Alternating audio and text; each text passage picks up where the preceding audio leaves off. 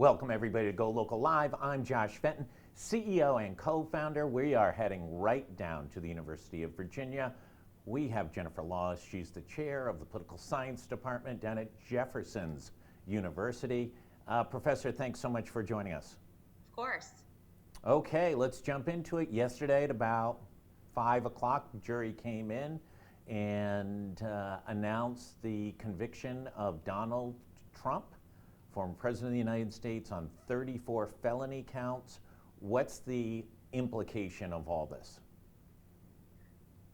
Well, it's historic in that this is the first time that a former president is a convicted felon. So right off the bat, I think there's this somber chord that needs to be struck to highlight the difficult position that the country's in. I mean, this is not a position I think that anybody wants to be in. You don't want somebody who has been the head of state and a leader to be convicted of crimes. You don't want somebody to have engaged in that kind of behavior. Politically, it's a little bit more unclear what the fallout will be. Donald Trump's supporters have already dug their heels in, and they don't think this matters to him at all. Democrats think that this should be a deal breaker. And it's those people in the middle where we're still really not sure what's going to happen. And over the course of the next few days, as more and more poll results come out, I think we'll have a better sense. Okay, so let's go through some of the issues that Republicans have brought up. And I'll characterize these as sort of the Trump faction of the Republican Party. Number one, that the case was unfair, that the very genesis of the case, lots of people do things like this. No one has ever brought charges against them in Manhattan court, and this was politically motivated. It's true that lots of people pay hush money, and that's not illegal. And so it's also true that most of the time when people are involved in hush money schemes, charges are not brought because they're doing something that's probably a little bit unethical and somewhat undesirable, but it doesn't break the law. What was different in this case is that Donald Trump was engaged in this hush money scheme and falsifying these financial records, not because he wanted to keep an affair silent to protect himself from the wrath of his wife or his family, but because he wanted to affect an election.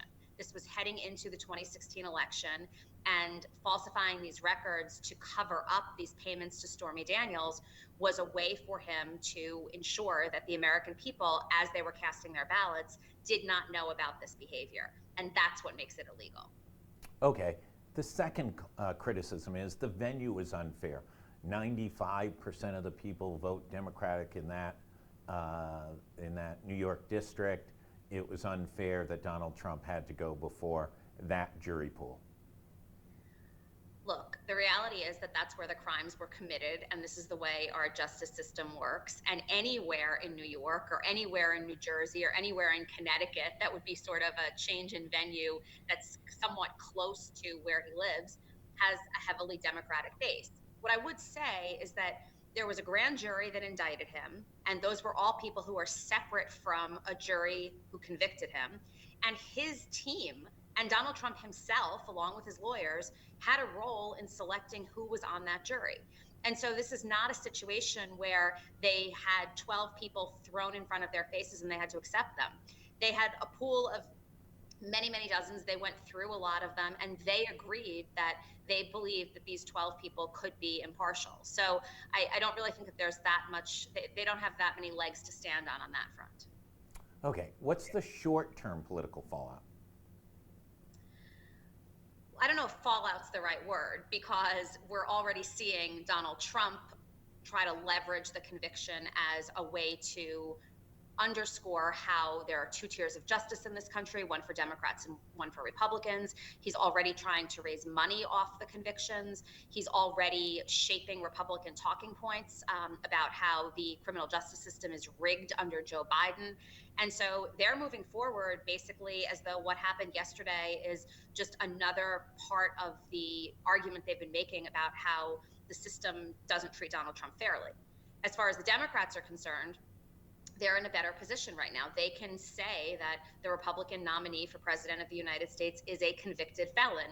And they're in a position where they can say that this is not on one charge, it's not on two charges, it's on all 34. So we'll see where that actually places people who are in the middle. But my general sense is the Republicans who were supporting him are still supporting him, and the Democrats who were opposed are still opposed. Do you think that if some of the jurors come forward and they look like rational, thoughtful people, and they are not Democratic zealots, in fact, maybe some previously voted for Donald Trump either in 2016 or 2020, and say that as a component of their decision making, that will help put this entire episode in some perspective? I think we've reached a point where this country is so divided that reasoned logic coming from the jurors is unlikely to matter. I will also say that I think there's very little incentive for any juror to step forward at this point, given that they're basically in a dangerous situation. The judge is too. There are people who are on Donald Trump's side and Donald Trump himself who have made it clear that they don't necessarily think that violence is the worst thing in the world. Now, he obviously hasn't called for violence. We're not expecting any sort of big, march in the street or anything like that. But the reality is that I would expect that as soon as these jurors' identities are revealed, if they're revealed, that they will be getting death threats, that they will be getting hate mail. And that really decreases the likelihood that we're going to hear from them the way that we often hear from jurors after high-profile verdicts. Is some of the blame, if you step back and look at this and listen to a broad range of legal experts, including a slew of ex-Trump lawyers, that Trump's attorneys kind of blew this case? Their rebuttal witnesses were god-awful. One of them, they only had two. One did tremendous damage to their case. And they really failed to be able to separate this Cohen issue in a way that was effective. Is that part of the problem? And is that part of Donald Trump's frustration? Well, I would never think that I'd find myself in a position where I'm defending Trump's lawyers, but I would say that it's got to be impossible to have him as a client. And my general sense is that if they went in with a particular strategy, having him sitting at that table, nudging them the whole day and probably screaming at them the whole night makes it more complicated. Todd Blanche was on CNN yesterday saying that, every decision that the defense made was a joint decision between the lawyers and Donald Trump. That's not the kind of position that a defense attorney necessarily wants to be in. So I don't know that the lawyers themselves blew it. I think together, Donald Trump wanted to basically take down Michael Cohen. He wanted to refute everything that Stormy Daniels said. And he did it in a way, and he pushed his lawyers to do it in a way that was not helpful to their case. Now, that said, the defense didn't have to put on a case at all. And it's likely that the prosecution would have made the exact same case, the closing argument would have been exactly the same, and frankly, the verdicts probably would have been the same. So I don't know how much additional damage they did, but they certainly didn't help themselves. Okay, let's go through some of the legal and constitutional issues. He gets sentenced in about a month or so, correct? July 11th. July 11th, a month and a half. And what's the likelihood that the judge is going to give him, I guess it could be up to 4 years? What is the likelihood that he sentences Donald Trump, former president of the United States, to any jail time? I'm not sure. Now, it's up to 4 years for each charge. There's no way that he's going to sentence him to 4 years on each of the 34 charges and have him serve consecutive sentences, right? Like, this could potentially be a life in prison sentence. It won't be. He could go as low as probation. He could do some sort of house arrest. He could be sentenced to community service. There are a whole menu of options. The fact that Alan Weisselberg is in prison for falsifying financial records, that Michael Cohen went to prison regarding these types of incidents, that there are other members of the Trump team who are currently serving sentences or had served sentences for committing similar crimes suggests that it might be that there's a better than zero chance that Donald Trump will receive some prison time. Now, whether he'll actually serve is a lot different than whether he'll be sentenced, because he's going to appeal the verdict, there's no question. And I think it's very unlikely, unless he really, over the course of the next 6 weeks, violates every type of gag order that's out there, it's unlikely that the judge would sentence him to prison pending the appeal. Okay. Let's say he gets, after his appeals are exhausted, in November he gets elected president of the United States, but he's exhausted his appeals, and the judge's ruling was for 3 months in jail. As President of the United States, is he then reporting to some beautiful prison in the state of New York? I think it's unlikely. What he can do is say that he needs to defer that prison sentence because it would prohibit him from carrying out the duties of President of the United States. And the court could say, okay, you have to report the day that your term as president is over. So he can ask for that exception. Because although there's nothing in the Constitution or in the law that says that he can't serve as president from prison, you can imagine the security issues and both for the country and for Donald Trump as president to figure out how to navigate that and maneuver that. Okay, so is it fair to say it's not likely that he's going to be in an orange jumpsuit in a New York prison anytime soon? Well, I do think that if he exhausts all of the appeals and Joe Biden wins the election, then he will be in an orange jumpsuit in a New York prison within the next several months. Okay, let's go to the election. How does this play out?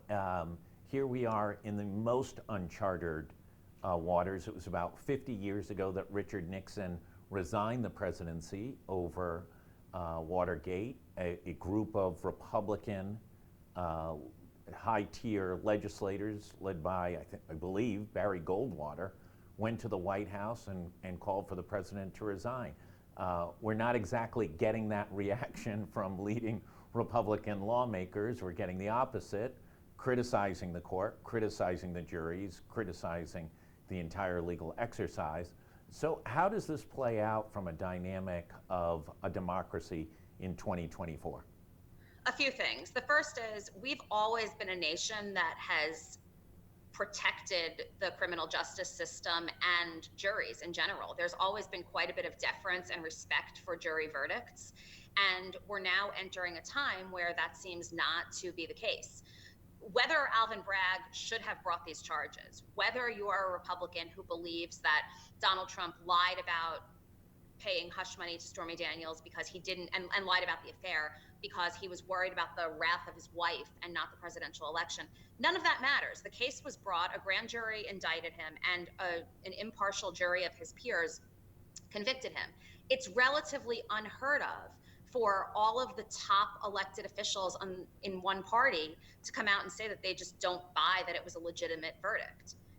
This is similar to people coming out after the 2020 election saying they just don't buy that that was the actual outcome. That has traditionally not been a thing in the United States, and now it is. And even somebody like Mitch McConnell, who doesn't have his own political career to fear anymore, he's not seeking re-election, has indicated that he thinks that the whole thing is a farce. And Larry Hogan, the former Republican governor of Maryland, who's running for the Senate from Maryland, who's one of the only Republicans who came out and said, look, I think the jury has spoken and we should respect the verdict, he has already been deemed done by the Republican establishment and by Donald Trump's campaign. So, it's highly politicized in a way that I don't think we've seen any verdict before. This case has no impact on the other pending federal cases, or does it? It doesn't have an impact in that it's because there's state charges. Should Donald Trump get reelected, or should Joe Biden decide that on these other charges, if Donald Trump is convicted, he wants to pardon him? This case has nothing to do with that. You cannot have a federal elected official, you cannot have the president of the United States pardon somebody for state charges. So Donald Trump is a convicted felon, and unless his appeal goes through and the verdict is overturned, that's just the state of affairs. What this means more broadly for the other federal cases, though, is that there's even more of an incentive for Trump to delay and for judges like Eileen Cannon to allow those delays to continue to move through, because the campaign window has now been shortened. He has these convictions to deal with, and it would not behoove him to lose any more time on the campaign trail or to have to fight any additional charges. Okay, great synopsis. Prediction of the impact of this coming up in just a few weeks is the presidential debate. Does this change the dynamics of the presidential debate? And does Joe Biden repeatedly call him a convicted felon during the course of the debate? Oh, Joe Biden should not spend any time mentioning Donald Trump if the words convicted felon are not also in that sentence.